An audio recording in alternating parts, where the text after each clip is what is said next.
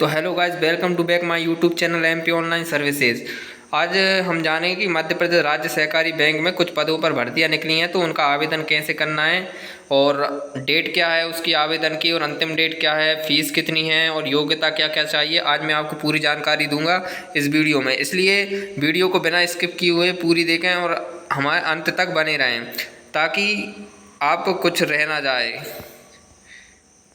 तो इसके लिए मैं लेके चलता हूँ तुम्हें ऑफिशियल नोटिफिकेशन पर। तो हम आ गए हैं ऑफिशियल नोटिफिकेशन पर। यहाँ लिखा है मध्य प्रदेश राज्य सहकारी बैंक मर्यादित मुख्यालय टीटी नगर भोपाल। और तो यहाँ पे ये वेबसाइट लिखी है www.apexbank.in। यहाँ पे जाके आप ये नोटिफिकेशन डाउनलोड कर सकते हैं। तो आज मैं बताऊँगा कि इसमें लिखा है कि मध्य प्रदेश राज्य सहकारी बैंक एवं प्रदेश के 38 जिला सहकारी केंद्रीय बैंकों में एक सहकारी प्रशिक्षु यानी कोऑपरेटर इंटर्न के कुल 39 पदों पर अस्थायी नियुक्ति हेतु विज्ञापन। तो यहाँ पे देखना है मध्य प्रदेश राज्य सहकारी बैंक एवं प्रदेश की 38 जिला सहकारी केंद्रीय बैंकों में एक सहकारी प्रशिक्षक के लिए 38 पदों पर अस्थायी नियुक्ति हेतु एमपी ऑनलाइन के माध्यम से ऑनलाइन आवेदन पत्र आमंत्रित किए जाते हैं। तो 38 जिला हैं, 38 जिलों की सहकारी बैंकों में एक सहकारी प्रशिक्षक के लिए पद खाली हैं। तो यहाँ हम देखेंगे कि भर्ती प्रक्रिया का प्रस्तावित कार्यक्रम इस प्रकार है। तो ऑनलाइन आवेदन प्रस्तुत करने की प्रारंभिक तिथि, मतलब जो आप आवेदन करेंगे वो ऑनलाइन होगा, जिसकी प्रारंभिक तिथि है 4/9/2024 से, मतलब कि आवेदन शुरू हो चुके हैं। ऑनलाइन आवेदन प्रस्तुत करने की अंतिम तिथि है 18/9/2024, मतलब अंतिम डेट इसकी 18 तारीख है, जब तक आप अपना आवेदन कर सकते हैं। और जो आवेदन करने की वेबसाइट है वो मैंने ऊपर बताई दी है कि www.apex.in पर जाकर आप अपना आवेदन कर सकते हैं। आवेदन शुल्क की बात करें तो हम यहाँ पे निरंक लिखा हुआ है, और अगर आप एमपी ऑनलाइन पोर्टल शुल्क से करेंगे तो यहाँ पे 200 रुपये आपको चार्ज देना पड़ेगा।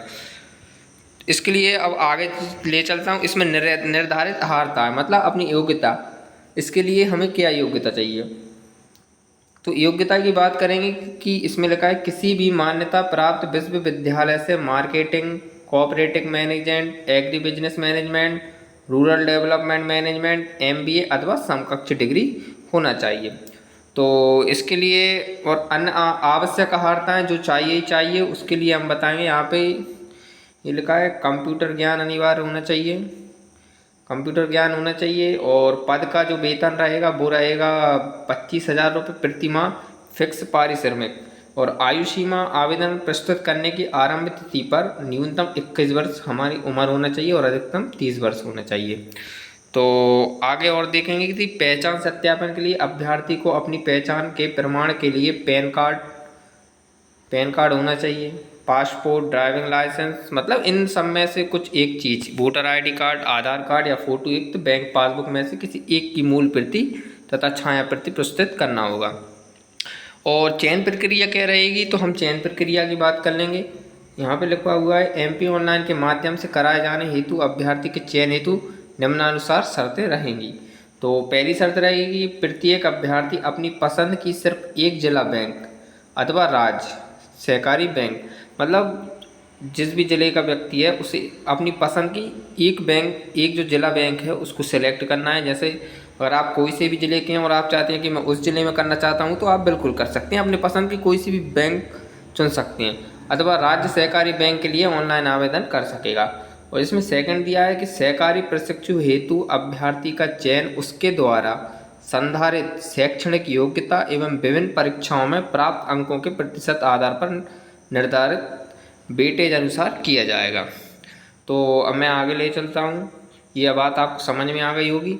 और यहाँ तीसरी दी हुई है कि एमपी ऑनलाइन द्वारा अभ्यर्थी से शैक्षणिक योग्यता की प्राप्त जानकारी के आधार पर निम्नानुसार वेटेज प्रदान किया जाएगा।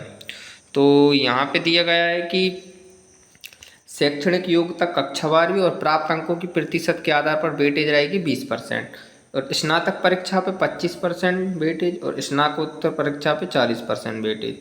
Additional qualification CA, ICW, CS company secretary, PhD, MPhil के लिए 15%, और ये इनका टोटल रहेगा 100%।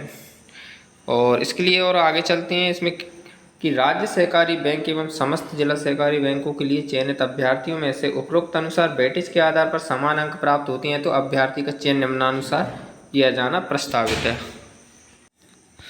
तो इसका मतलब ये है कि जैसे अगर दो व्यक्तियों ने जो फॉर्म डाला है उनके अगर समान अंक आते हैं तो उनकी चयन प्रक्रिया कैसे होगी।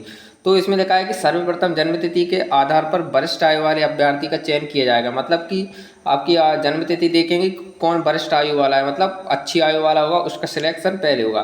फिर दूसरा देखेंगे कि जन्मतिथि समान रहने की स्थिति में, मान लो अंक समान है तो जन्म तिथि भी अगर समान रहती है तो स्थिति में एमबीए अथवा एमबीए के समतुल्य डिग्री में प्राप्त अधिक अंक करने वाले अभ्यर्थी का चयन किया जाएगा। जन्म तिथि एवं एमबीए अथवा एमबीए के समतुल्य डिग्री में भी समान अंक प्राप्त होने की स्थिति में स्नातक डिग्री में सर्वाधिक अंक प्राप्त करने वाले अभ्यर्थी का चयन किया जाएगा। और यहाँ पे चौथा हम देखेंगे कि इसमें लिखा हुआ है कि स्नातक डिग्री एवं स्नातकोत्तर डिग्री में अभ्यर्थी को अंकों के स्थान पर सीजीपीए ग्रेड दिए जाने की स्थिति में अभ्यर्थी को प्राप्त अंकों की गणना सीजीपी में प्राप्त ग्रेड को 10 अंकों से गुणा करने के पश्चात अंकों की गणना उपरोक्त अनुसार प्राप्त अंकों के आधार पर की जाएगी। और आप ये नोटिफिकेशन पढ़ लेना, मैं वीडियो के डिस्क्रिप्शन में इसकी लिंक दे दूंगा, तो आप वहां से डाउनलोड करके इसकी सारी जानकारी ले सकते हैं। इसमें कुछ शर्तें दी गई हैं, तो हम इन शर्तों को देखेंगे कि सामान्य नियम व शर्तें। इसमें कुछ शर्तें हैं कि अभ्यर्थी द्वारा नियम एवं शर्तों का सावधानी पूर्वक अध्ययन किया जाएगा। और सेकंड है कि आप अपूर्ण आवेदन को स्वीकार नहीं किया जाएगा। इसके बाद हम देखेंगे कि आवेदन ऑनलाइन एवं ऑनलाइन आमंत्रित। तीसरा है कि आवेदन ऑनलाइन आमंत्रित किए जा रहे हैं, अभ्यर्थी का चयन सूची पर उसे नियुक्ति तभी प्रदान की जाएगी जब उसके द्वारा आवेदन में उल्लेखित जानकारी दस्तावेज की मूल प्रति सक्षम अधिकारी के समक्ष प्रमाणीकरण हेतु प्रस्तुत कर दी जाएगी। चौथा है, यदि किसी भी समय या संज्ञान में आता है कि अभ्यर्थी आवेदन पत्र प्रस्तुत करते समय उसके द्वारा दी गई आवश्यक अर्हता की पूर्ति नहीं करता है तो उसका आवेदन किसी भी समय अथवा यदि उसका चयन भी हो गया तो उसे निरस्त कर दिया जाएगा। और आप पढ़ लेना, इसमें बहुत सारी जानकारी है, मैं पढ़ूंगा तो काफ़ी। और मैं ये और बता देता हूँ कि कौन कौन से जिलों में ये भर्ती निकाली गई है। तो अभ्यर्थी द्वारा निम्न जिला बैंकों में से किसी एक में ऑनलाइन आवेदन करना होगा। तो आप ये 38 जिले दिए गए हैं, आप इनमें से कोई सा भी चयन कर सकते हो अपने हिसाब से, जो भी आपको जिला अच्छा लगे, या फिर खुद का ही जिला है उसको सिलेक्ट भी कर सकते हो।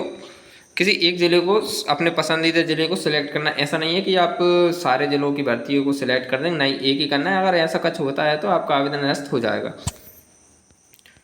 ठीक है, धन्यवाद। वीडियो अगर अच्छी लगी हो तो सब्सक्राइब करें और लाइक करें। और अगर आपको कुछ समझ में नहीं आया तो आप कमेंट करके मेरे से पूछ सकते हैं।